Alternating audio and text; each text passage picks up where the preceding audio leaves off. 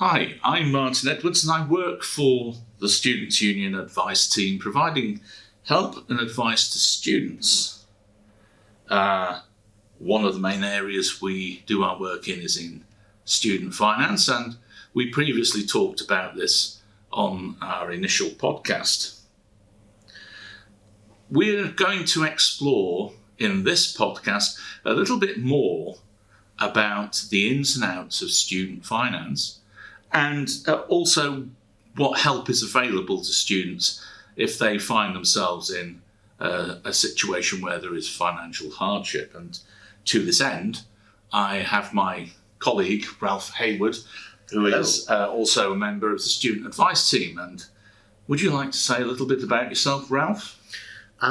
Well, I've been doing this job for a very long time indeed. Started last century in 1997. Always had something of an interest in benefits, including students and benefits.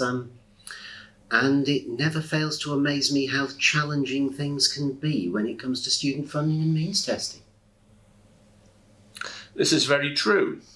One of the things we both notice is that for any new student, the start of the academic year can sometimes be quite challenging. So what do you think are some of the main issues that students encounter when they're actually coming into higher education with regards to their finance? Oh, there are so many possibilities, Martin. I suspect that probably the biggest we see has to be delays in their funding actually coming through, although that's only shortly followed by confusion over what is needed, getting the information across to funding bodies to actually get the funding right.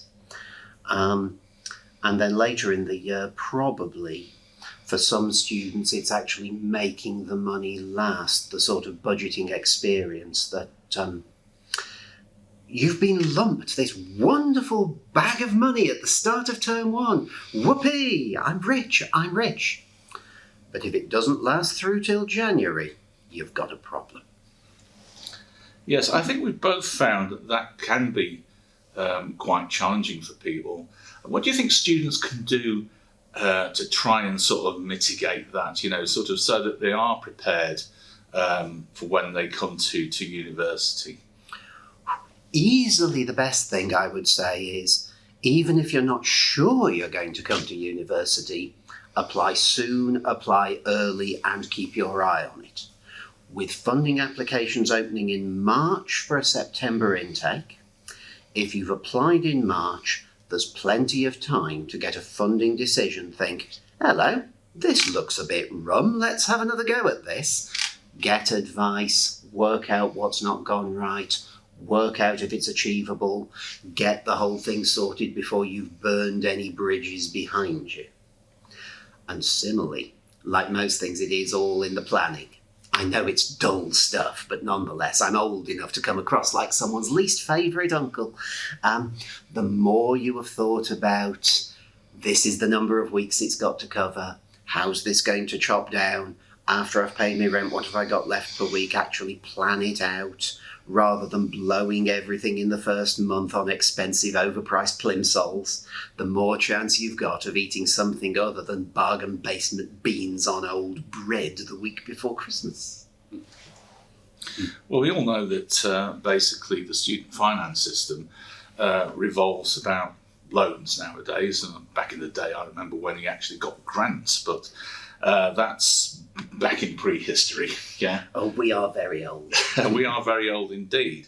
But what are the main distinctions between, the tuition fee loan and the maintenance loan? And I'm thinking in particular, how is a student going to know that they're getting the right amount of loan? Well, the tuition fee loan is probably the easier one of those two. It comes down to, certainly at staffs, your course will say how much the tuition fee will be for the year. It will be on the website, on the page for the course. Tuition fee loan, labelled on your notification. If the numbers match, bingo, one problem sorted. Maintenance loan, now that gets trickier because there we're into means tests. You can get a good outline off the gov.uk website by using the actual government student finance calculator. If your loan at staff's particularly is within £320 of what that calculator comes out with, you're probably all right. But don't be surprised if your loan is a little bit more than the calculator. That's about our term dates. In general, though, one thing that can be an obstacle is actually it's means tested on parents' income, apart from a few circumstances like being over 25 or married or having children or being estranged from parents. So if you don't know what your parents' income is, that can make calculating it a bit painful, and that may well be where we come in. I'm glad that you mentioned estrangement and also students who perhaps are coming out of the care system as well, because they can find it particularly difficult, yet they could be counted as independent students. Am I right? You're absolutely spot on. And care leaving, one of the most important things is maintain contact with the social services team, because student finance is going to need that evidence of having been accommodated by social services, and they can be really key players in actually evidencing what the situation with family has been. And that is so important, because without that, students can end up on the minimum funding for months and months, first instalment of about 1,400, when they should be getting a first instalment that is pretty darn close to 4,000. And when you've come to university in that sort of exceptional circumstance, the last thing you need is to be left with very, very little cash in those important formative weeks. So yeah, absolutely spot on. Yes, that's a really big difference in income there. But I do understand that the university itself actually is providing some support to students who are in those sort of circumstances, isn't it? Oh, very much so. Student inclusion have got specific advisors who are there to support people who are estranged, care leavers, through the transition into higher education. The university's putting its money where its mouth is. Definitely there is a bursary. Although having said that, in order to get the bursary, you have to be under 25 at the start of the course, and you have to make sure things have worked with your national student funding, because the university's trigger to pay the bursary is student finance having accepted you're estranged or a care leaver or those categories. So the university is to an extent still reliant on that system in order to trigger the financial support. And that's right. And I also believe that there is an organisation set up specifically to help care leavers called Standalone, and they can actually provide sort of guidance and help. Oh, absolutely. Wonderful web-based resource. I have used Standalone multiple occasions simply to ensure that clients have the full briefing, that a limited conversation with us is never going to cover absolutely everything, but Google for Standalone if you're coming to university out of the care system. If you're estranged from parents or family, their web resource is marvellous. Now, it's a peculiarity of the student finance system that you have to be over 25 to be normally considered to be an independent student. And that, for students who perhaps come from parents who are relatively well off, can be a bit challenging. Oh, it can indeed. I have been raging about this for as long as I can think. At my old university, back when dinosaurs roamed the planet, look at the grey in my beard, we had students who had 7 years of stalled careers because their parents wouldn't support them. They would only get minimum funding. They had to wait until they were 25. It was deeply frustrating situation. In honesty, hasn't changed that much in all the intervening years.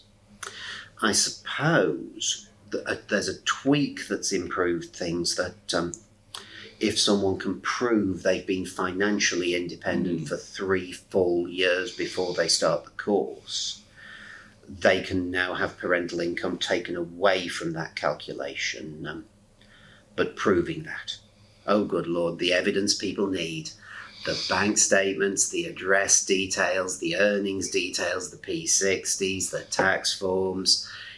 It is a bit like wading through treacle, but yeah, it is deeply, deeply frustrating. I think we've both seen cases where someone's getting very little student funding, a parent won't help, sometimes a new partner of a parent who really isn't related to the student. Perhaps the partnership only started a month or two before they came to university, and they're on a really high wage, and it is really frustrating.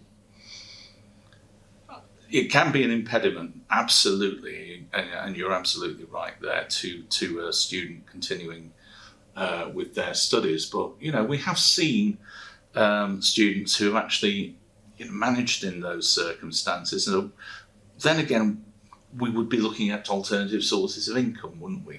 Oh, we would indeed. I mean, it's again a little frustrating administration-wise, because the policy dimension, why should one adult be means tested on another adult household's income? But yeah, there are resources there. The University Student Success Support Fund is incredibly well briefed on the issue. Lots of students in this position work alongside their studies. For some people, work's a 4-letter word, of course, but it does give them the built-in advantage of improving their career prospects and their CVs. Maximising potential interest-free overdraft is, well, it's more debt at the end of the course, but it can help see you through. I'm not saying it's impossible, it's just one of those frustrating circumstances. But there are employment opportunities within both the Students' Union and the university. Oh, good Lord, yes. The university student ambassadors pays quite well if you're engaged, if you're actually enthused about your course, welcoming the next generation of students. In the student union, our bars employ students, our shops employ students, our front of house team is largely student staffed. We have opportunities, ad hoc, marketing, development. Wherever there's a job that can be done by students, we'd want to see it done by students, I believe. In honesty, I think the only reason that we're not doing a job done by students is it's taken us about 6 years to get where we are. That's very true. It's very good for people to develop skills alongside their studies, as well as obviously provide some additional income that evidently is very welcome. Oh, yes. Yeah. Is there anything else that you can think of that would be useful to students who are starting out on this journey through academia? Oh, there's a whole scattergun of little possibilities. If I had half an hour to talk to a student who was thinking of coming to university, where would I begin? I would probably begin with, rock up with 2 or 3 weeks' money in case there's any administration problems with your funding. Don't turn up with 2 days' money and a hopeful expression. For the love of Mike, learn to cook before you arrive at university.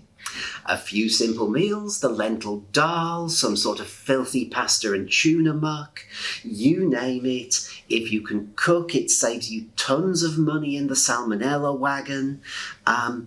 It gets you friends, it saves you money, you can have people round, and at the end of term, when the less well-organised students are going, oh, I am so hungry for I spent all my loan on burgers over the past 3 weeks, pop round, I can cook for you, pay me back next term, get me a meal then.